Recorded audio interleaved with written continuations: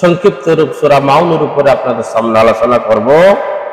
আরাইতাল্লাযী ইউকাযযিবু বিদ্দীন। আল্লাহ পাক বলতেছে, রাসূল আপনি দেখেছেন, আপনাকে দেখানো হয়েছে বা আপনি দেখতে পাবেন তাদেরকে যারা আল্লাহর দ্বীনকে অস্বীকার করেছে। আল্লাহর, ভালো করে লক্ষ্য রাখেন, আল্লাহর দ্বীনকে অস্বীকারীদেরকে আপনি দেখতে পাবেন, তাকে আপনি চিনতে পাবেন। আরাইতাল্লাযী ইউকাযযিবু বিদ্দীন, এখানে দ্বীন বলতে কোন দ্বীনকে বোঝানো হয়েছে? মুফাসসিরে কেরামগণ বলেছেন এখানে দ্বীন বলতে ইয়ামুল কিয়াম, কিয়ামতের দিনকে বোঝানো হয়েছে। দ্বিতীয় হলো এখানে দ্বীন বলতে আল্লাহর রাসূলের তরিকা, আল্লাহর বিধান, অর্থাৎ আল্লাহর দেওয়া সংবিধানকেই তারা অস্বীকার করেছে, আল্লাহর আয়াতগুলোকে তারা অস্বীকার করেছে। দ্বীন এখানে দুই রকমের অর্থ বোঝানো হয়েছে। তাহলে প্রথম অর্থ কি? ইয়ামুল কিয়ামা। মুফাসসিরে কেরামগণ বলেছেন যদি কোনো মানুষ কিয়ামত সম্পর্কে ভুলে যায়, কিয়ামতকে অস্বীকার করে, মানুষ মারা যাওয়ার পরে কিয়ামত হবে না, হিসাব নিকাশ হবে না, এরকম যদি কেউ মনে করে, তাহলে তার জীবনের সমস্ত ইসলামিক কার্যকলাপ করা তার দ্বারা করা সম্ভব, ঠিক না? যদি কোনো ব্যক্তি আয়াতকে ভুলে যায়, ওয়াকাযযাবু বিআয়াতিনা কিযাবা, আল্লাহ বলেছেন আসল কথা হলো এরা আমার আয়াতগুলোকে মিথ্যা বলে প্রত্যাখ্যান করেছে। যারা কোরআনকে মিথ্যা বলেছে, কোরআনের উপরে যারা কুফরি করেছে, আল্লাহর দ্বীনকে যারা অস্বীকার করেছে, মুফাসসিরে কেরামগণ বলেছেন এদের জীবনে কাটাকাটি, মারামারি, খুন খারাপি, অন্যায়, হত্যা, মানুষের মাল সম্পদ অন্যায়ভাবে ভক্ষণ করা, এগুলো তাদের কাছে তেমন কোনো কঠিন বিষয় নয়, ঠিক কিনা? তাদের কাছে এগুলো কঠিন বিষয় নয়। আজকে আমরা আল্লাহর আয়াতকে ভুলে গিয়েছি। সমাজে এমন কিছু মানুষ আছে তারা সরাসরি আল্লাহর আয়াতকে অস্বীকার করে। আসলে এরকম লোক কিছু কাফের আছে না, আল্লাহর দ্বীনকে অস্বীকার করেছে। সমাজে এমন কিছু মানুষ আছে আল্লাহ মৃত্যুর পরে বান্দাকে হিসাব নিকাশ দিতে হবে, আল্লাহ হিসাব নিকাশ নেবেন, কিয়ামত হবে, এই প্রসঙ্গে তাদের কোনো চিন্তাই নেই, তারা অস্বীকার করে, আসলে নেই। আবার সমাজে এমন শ্রেণীর লোক আছে তারা নামাজ পড়বে, রোজা রাখবে, হজ করবে, যাকাত করবে, ভালো ভালো কাজগুলো করবে, কিন্তু কোরআনের কিছু কিছু আয়াত অমান্য করার কারণে তারাও হলো কাযযিবু বিদ্দীন, দ্বীনকে অস্বীকারী। এরা কি? দ্বীনকে অস্বীকারী।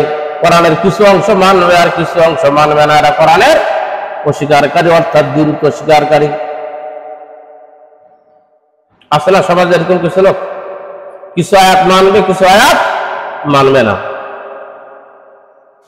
তারা মনে করে আমরা নামাজ পড়বো, রোজা রাখবো, হজ করবো, আমরা করবো, এটাই আমাদের দায়িত্ব, শেষ। এই জমিনে আল্লাহর আইন বাস্তবায়ন হবে, এটা মানা যাবে না, এটা নাই। এরকম লোক আছে না নাই? এদের ব্যাপারে আল্লাহ পাক বলতেছেন আরাইতাল্লাযী ইউকাযযিবু বিদ্দীন, রাসূল আপনাকে দেখানো হবে, আপনি দেখতে পাবেন যারা দ্বীনকে অস্বীকার করেছে। এরকম লোক আছে না? একটু মাথায় উঠান, এরকম লোক আছে না? আছে। সব কাজ করে, এতিমের মাল ধ্বংস করে, তারা সেটাকে জায়েজ মনে করেছে, এতিমের মাল নষ্ট করা, ভক্ষণ করা। আবার কিছু ভালো মুসল্লি আছে, এরা আমরা মনে করি ভালো, কিন্তু তারা মানুষ দেখার জন্য নামাজ আদায় করে, হজ করে, মানুষ দেখার জন্য ইবাদত বন্দেগী করে। এদেরও ব্যাপারে আল্লাহ পাক বলতেছেন আরাইতাল্লাযী ইউকাযযিবু বিদ্দীন, আপনি ওই সমস্ত মানুষগুলোকে দেখতে পাবেন যে সমস্ত মানুষেরা দ্বীনকে অস্বীকার করেছে, তারাও এর ভিতরে শামিল। তাহলে বোঝা গেল সমাজে দুই শ্রেণীর লোক আমরা এখানে ইউকাযযিবু বিদ্দীন, দ্বীনকে অস্বীকারী বুঝতে পারলাম।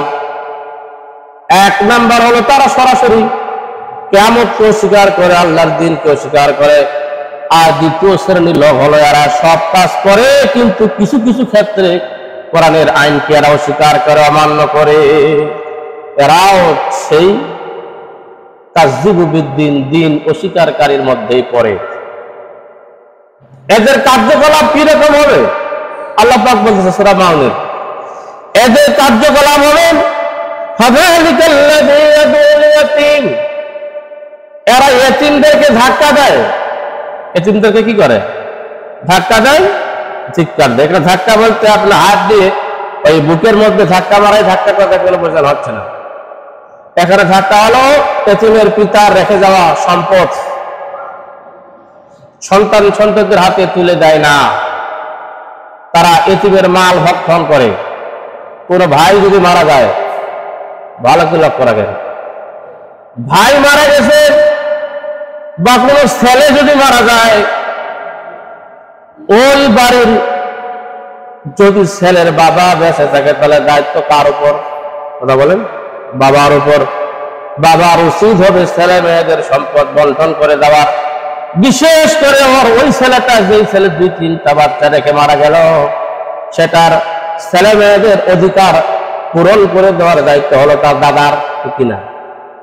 দাদা যদি দুর্বল হয় তাহলে দায়িত্ব হলো মৃত ব্যক্তির ভাই যারা বেঁচে আছে, মৃত ব্যক্তির ভাই যারা বেঁচে আছে তাদের দায়িত্ব যে সম্পদ গুলো ভাতিজার হাতে তুলে দেওয়ার, কিনা? এটা তাদের দায়িত্ব। ফাযালিকাল্লাযী ইয়াদুল ইয়াতীম, এরা ইতিমদেরকে ধমক দিয়ে ইতিমদের মাল ভক্ষণ করে, আবার নামাজ পড়ে, রোজা রাখে, হজ করে, ভালো ভালো কাজ করে, ইতিমদের মাল এরা ভক্ষণ করে, অনায়াসে ভক্ষণ করে। আল্লাহ বলতেছে মা হুম বিমুমিনিন, এরা ঈমানদার ভাই, এরা মুমিন নয়। এরা ওই যে আওয়াইজাল্লাযী ইউকাযযিবু বিদ্দীন, যারা দিনকে অস্বীকার করেছে তাদের মধ্যে এরা একদল। বুঝাতে পারলাম?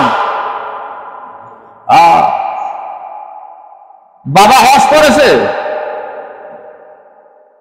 5টা ছেলে 5টা মেয়ে, গোড়ার বেটা মরার কিছুদিন আগে হজ করলো। তার উচিত ছিল জমি জমা গুলো ছেলে মেয়েদেরকে ভাগ করে দেওয়ার, উচিত ছিল না? হজে যাওয়ার আগে এগুলো ছেলে মেয়েদেরকে ভাগ করে দেওয়া উচিত ছিল। কারণ আপনি সেখানে যাওয়ার পরে বাঁচবেন না মরবেন কোন গ্যারান্টি আছে? হাদিসের উচিত ছিল ছেলে মেয়েদেরকে বন্টন করে দিয়ে জমিগুলো ভাগ করে দিয়ে যে পরিমাণে পাবে সেই পরিমাণে দিয়ে চলে যাইছে। হাদিসে হজ করে আসার পরে কিছুদিন পরে মারা গেল, দায়িত্ব কার? ছেলেদের। দায়িত্ব কার? এই ছেলেরা কি করলো? মৃত ব্যক্তি সম্পদ রেখে গেল 2 বিঘা কম 100 বিঘা, প্রায় 100 বিঘা জমি। তারা বন্দরকে 1200 করে দিল। ওই জমিটা, যে জমিনে খরার সময় গরু ঘাস খায়, এখন গরু ঘাস খাবে, আর বন্যার সময় বৃষ্টির সময় সেখানে ব্যাঙ কিছু বসবাস করে। এরকম পরিত্যক্ত জমি আছে না নাই? হ্যাঁ, নাই, আছে, বাস্তব ঘটনা বলতেছি। 1200 করে দিল। আজ থেকে 20 বছর আগে ওই জমিগুলো যখন বিক্রি হয় মাত্র 3000 টাকা শতক, 1000 টাকা, তবুও নেয় না। ডাকে আনিয়া জ্বর করিয়া দিতে হইল 1500 টাকা শতক, 3000 টাকা শতক। 1200 মাটি দিয়ে দিল ভাইয়েরা তার বলকে।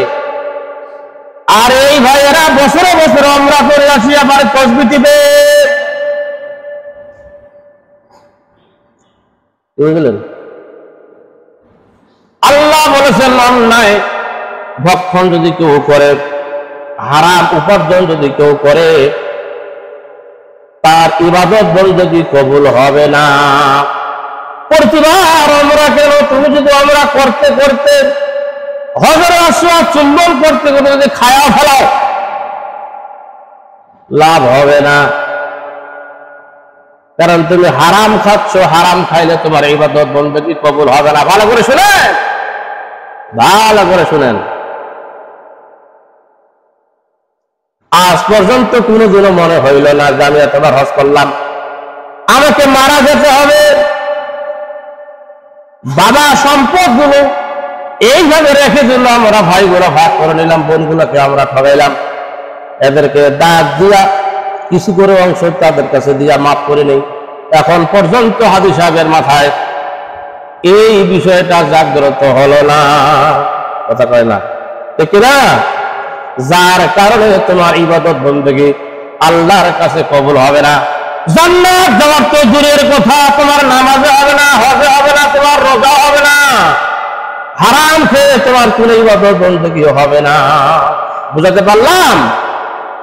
হ্যাঁ, মারাত্মক বিষয় আমরা অবহেলায় কাটিয়ে দিচ্ছি।